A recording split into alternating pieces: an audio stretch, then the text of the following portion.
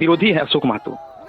क्योंकि वार्ष्णेयगंज नवादा शेखपुरा की बात करें तो यहाँ दो बाहुबलियों के बीच वर्चस्व की लड़ाई हुआ करता था। भूमिहारों के हीरो के तौर पर अखिलेश सिंह को पेश किया जाता था और बैकवर्ड की बात करें तो अशोक महतो नायक के तौर पर पेश किया जाता था।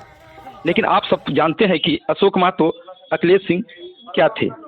अखिलेश सिंह की पत्नी 4 बार विधायक रह चुकी है और वर्तमान में वार्ष्णेयगंज के विधायक हैं। और वहीं अशोक महतो की बात करें तो अशोक महतो जी का भतीजा प्रदीप महतो भी विधायक रह चुके हैं। कुल मिलाकर देखा जाए तो भूमिहार बनाम बैकवर्ड की लड़ाई पहले चलता था। इसी को लेकर अशोक महतो ने 17 साल जेल में उनको रहना पड़ा। लेकिन कुछ दिन पहले अशोक महतो को जेल से रिहा कर दिया गया। जेल से निकलने के बाद जिस तरह उनसे मिलने के लिए जनसैलाब उमड़ा तो उनको लगा कि मेरे चाहने वाले की कमी नहीं है, इसलिए उन्होंने एक राजनीतिक जमीन की तलाश करने लगे। और इसी क्रम में उनके सहयोगियों ने लालू यादव से मिलवाया और उन्हें आश्वासन भी दिया गया कि आपको मुंगेर लोकसभा सीट से लड़ना है।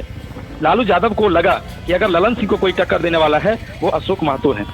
इसी क्रम में अशोक महतो का काफिला 16 तारीख को मुंगेर में रोड शो किया गया, जिसमें देखा गया कि जगह जगह फूलमाला से अशोक महतो का स्वागत किया गया। अशोक महतो जिंदाबाद के नारे लगाए गए, लालू यादव जिंदाबाद के नारे लगाए गए।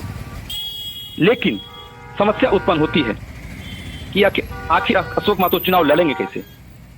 कानूनी अड़चन है क्योंकि जेल में रह चुके हैं, बहुत प्रकार के अड़चन है, चुनाव लड़ नहीं सकते हैं।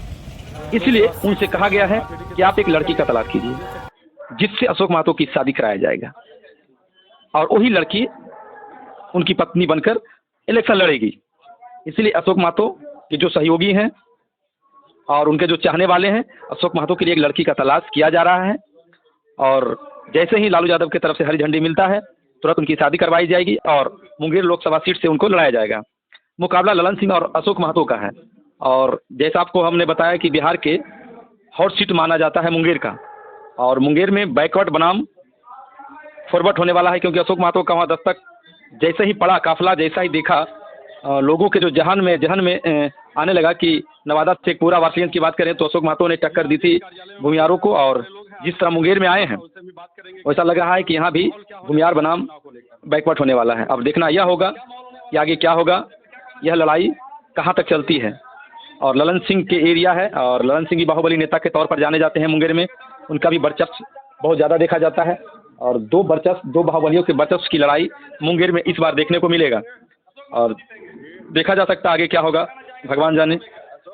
धन्यवाद, जय हिंद।